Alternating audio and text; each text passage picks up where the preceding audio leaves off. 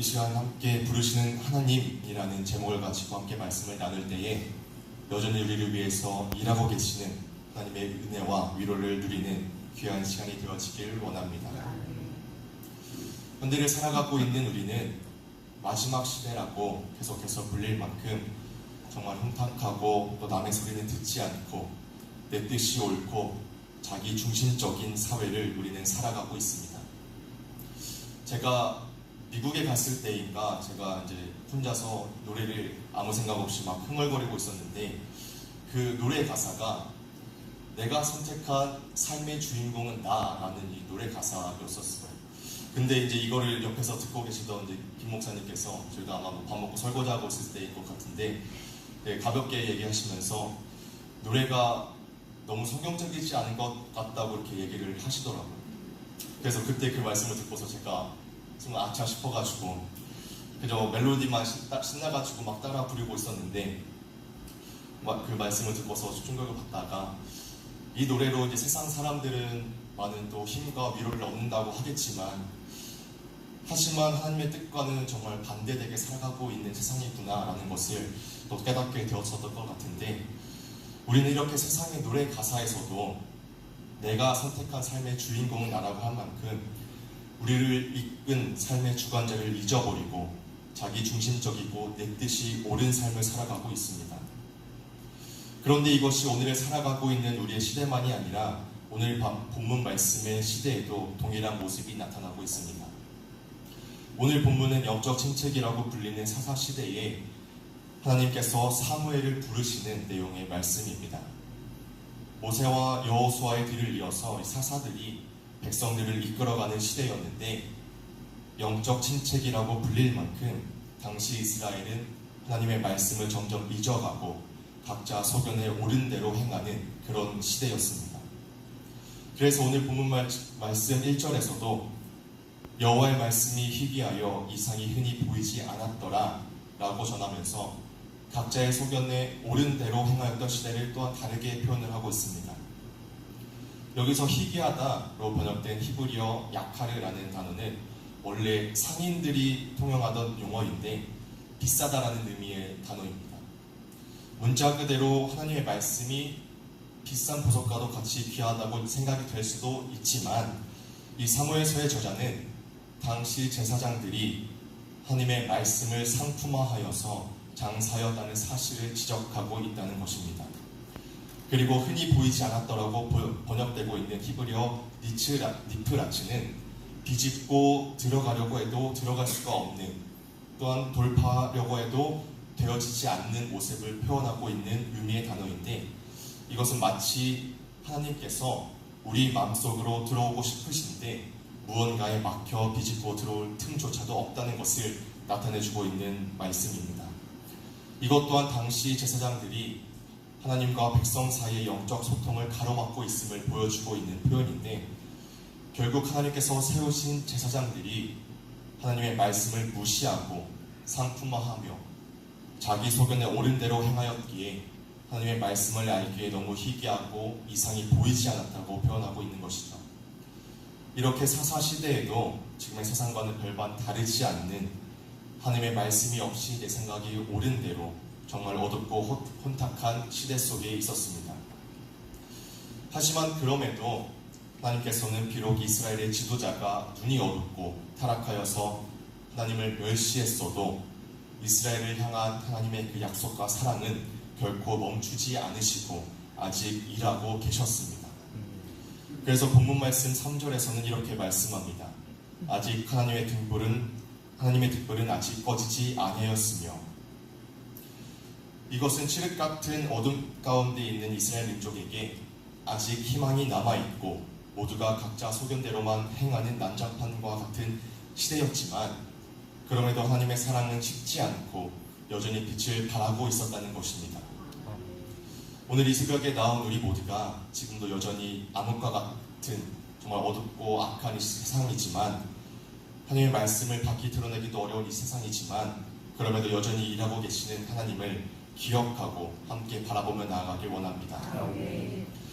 그리고 또한 하나님의 등불이 아직 꺼지지 않았다는 것은 다른 말로 거의 꺼져간다라는 의미를 포함하고 있는데 당시 제사장은 휘장 앞에 설치된 등불을 매일 저녁부터 아침까지 밝히도록 해야 하는 의무를 가지고 있었습니다.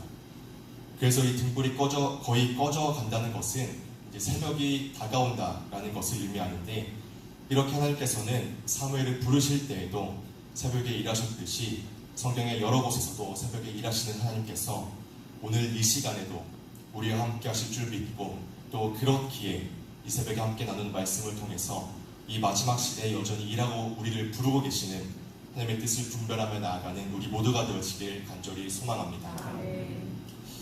오늘 말씀은 먼저 우리에게 포기하지 않으시는 하나님을 가르쳐 줍니다. 오늘 본문 말씀 4절부터 6절 말씀에는 우리가 너무나도 잘 알고 있는 하나님이 사무엘을 부르시는 장면이 등장하고 있습니다. 하나님께서는 사무엘을 부르시지만 사무엘은 하나님의 음성인지 알지 못하고 엘리에게 찾아가 부르셨습니까? 하고 엘리에게 묻습니다. 하지만 이 일이 한두 번도 아니고 3번이나 반복해서 일어납니다. 3번이나 하나님은 사무엘을 계속해서 부르시지만 그 3번 모두 사무엘은 하나님의 음성임을 알지 못합니다. 하지만 그럼에도 하나님께서는 계속해서 사무엘을 부르십니다.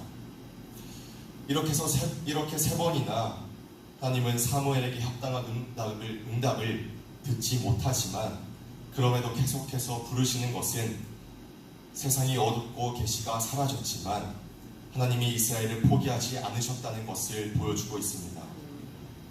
어떻게 보면 오늘 본문의 주인공은 사무엘이 아니라 하나님이시지 않나라는 생각도 든 것 같습니다. 하나님은 참된 하나님의 백성을 부르면서 찾고 계십니다. 말씀이 희귀하고 이상이 보이지 않는다고 해서 결코 하나님의 말씀이 사라진 것이 아니라 하나님께서는 끊임없이 우리를 부르고 계십니다. 들을 귀 있는 제사장이 없었기에 이스라엘에 계시도 이상도 없었던 것이지, 하나님은 끊임없이 인간에 합당한 응답이 없어도 우리를 향한 부르심을 쉬지 않고 계십니다. 우리는 때때로 하나님을 놓칠 때가 있어도 하나님은 결코 우리를 놓지 않으시고, 우리가 죄를 짓고 실수하고 넘어진다 하더라도 하나님은 우리를 향한 신실한 사랑을 결코 거두시지 않습니다. 하나님께서 우리를 향해 지적하시는 것은 우리의 실수와 실패가 아니라 다시 일어서지 않고 하나님께 회개하지 않으며 하나님을 찾지 않는 것을 지적하십니다. 하나님은 결코 우리를 포기하시는 분이 아니시기에 여전히 우리를 포기하지 않으시고 함께 하시는 하나님 앞에 믿음으로 담대히 나가는 우리 모두가 되길 간절히 소망합니다. 그렇게 우리는 두 번째로 오늘 말씀을 통해 말씀의 순종함으로 하나님의 부르심에 응답해야 된다는 것을 우리는 알아야 합니다. 사무엘은 비록 하나님을 아직 알지 못하여서 부르심에 바로 응답하지 못했지만 결국 그 부르심에 응답하고 하나님의 일을 시작하게 됩니다. 그래서 우리는 이 하나님의 부르심에 응답하기에 있어서 하나님의 말씀을 대하는 사무엘의 자세를 함께 알아가 보길 원합니다. 그래서 먼저 사무엘은 하나님을 알지 못하나 사랑하는 모습을 지니고 있었습니다. 7절 말씀에 사무엘이 아직 여호와를 알지 못하고 라고 나와 있지만, 이것은 아직 사무엘이 제대로 하나님을 알지 못한다는 뜻이 아니라 사무엘이 하나님을 만나지 못하고 경험하지 못한 것을 나타내고 있습니다. 사무엘은 비록 하나님을 만나지 못하여서 그 음성을 제대로 알지 못했지만 그럼에도 사무엘은 하나님을 사랑한 사람이었습니다. 비록 이 당시에는 어린 나이였지만 하나님을 진심으로 섬겼고 하나님을 사랑하기에 더욱더 알기를 원했으며 하나님의 전에 살기를 좋아했었습니다. 하나님에 대해서 지식적으로 알기만 해서 하나님을 만나는 것이 아니라 말씀대로 살아가고자 노력하고 하나님을 사랑하고 믿음을 지키려고 애쓰는 사람에게 하나님은 나타나시고 또 그런 사무엘에게 하나님은 나타나셨습니다. 우리도 이 사무엘처럼 하나님을 진정으로 사랑하고 섬겨야 될 줄 믿습니다. 그리고 사무엘은 하나님의 말씀을 사모하며 기다리는 자세를 가졌습니다. 오늘 본문 말씀의 2절과 3절 말씀에는 재밌는 말씀이 등장하는데, 그것은 바로 엘리는 자기 처소에 누워있지만 사무엘은 여호와 전 안에 누워있다는 것입니다. 여기서 사무엘이 여호와의 전 안에 누웠다고 할 때 성경에서는 그 여호와의 전에 여호와의 궤가 있었음을 굳이 언급하는데, 이것은 사무엘의 이 눕는 행위가 그저 잠을 자려는 목적만이 아니라 하나님의 말씀을 기다리는 행위였음을 표현하고 있는 것입니다. 당시 이스라엘을 포함한 고대 근동에서는 이 문제를 가진 개인이 신으로부터 응답을 얻기 위해서는 이 신전에서 잠을 자는 풍습이 있었다고 합니다. 그래서 이방인들은 신상 곁에 눕는 것이 또 일반적인 원칙이었지만, 하지만 이제 이스라엘 제사장들은 여호와의 궤 곁에, 즉 성소에서 누워서 말씀을 기다리는 그런 모습을 가지고 있었던 것이었습니다. 그런데 생각을 해보면은 이것은 원래는 대제사장인 엘리가 해야 될 일이었을 텐데 어린 사무엘이 여호와의 전 안에서 누워 있는 것입니다. 하지만 당시 엘리는 2절에서도 눈이 점점 어두워 가서 잘 보지 못한다고 말하고 있는데, 이것은 육체의 시력뿐만이 아니라 영적인 안목 또한 흐려졌음을 나타내고 있습니다. 그래서 이런 엘리 대신 어린 사무엘이 여호와의 전 안에 누워서 하나님의 말씀을 기다리고 있었던 것이었습니다. 하지만 여기서 하나님은 결코 어리다고 해서 무시하지 않으시고 그 사모하고 기다리는 마음을 보시고서 사무엘을 부르셨다는 것을 우리는 기억해야 합니다. 하나님은 어느 시대든지 자신에게 온전히 헌신하는 자들을 찾고 계십니다. 우리도 사무엘과 같이 이 순수한 마음을 가지고 하나님의 말씀을 사모하며 우리에게 임하실 그 말씀을 신실하게 기다리는 우리 모두가 되길 소망합니다. 또 마지막으로 사무엘은 말씀의 순종함으로 부르심에 응답했습니다. 사무엘은 하나님의 음성인지 제대로 알지 못하였지만 엘리의 말씀에 순종하였기에 여호와여 말씀하옵소서 주의 종이 듣겠나이다 라고 하는 놀라운 믿음의 고백을 하게 됩니다. 여기서 듣겠나이다로 번역되는 히브리어는 쇼메아라는 단어인데, 이 단어는 또 사무엘의 이름을 연상시키기도 합니다. 사무엘은 듣는 데 뛰어나고 또 순종의 삶을 보여주는 사람이었습니다. 그래서 사무엘상 15장 22절에서도 순종이 제사보다 나으니 라고 선포하며 순종의 중요성을 강하게 드러냅니다. 사무엘의 삶은 이렇게 순종의 삶이었고 이 순종의 자세가 있었기에 하나님의 부르심에 응답하여서 하나님의 일을 이뤄갈 수 있었다는 것입니다. 하나님은 우리가 이 부르심에 순종함으로 응답하길 원하고 계십니다. 우리 모두가 사무엘과 같은 이 순종의 자세로 나아가서 하나님의 뜻을 이루는 하나님의 신실한 종이 되어지길 소망합니다. 우리 모두가 이렇게 사무엘과 같은 믿음의 자세를 가지고 하나님의 부르심에 응답하길 간절히 원합니다. 사무엘도 비록 3번의 부르심에 응답하지 못했지만 하나님은 그럼에도 포기하지 않으시고 계속해서 사무엘을 부르셨습니다.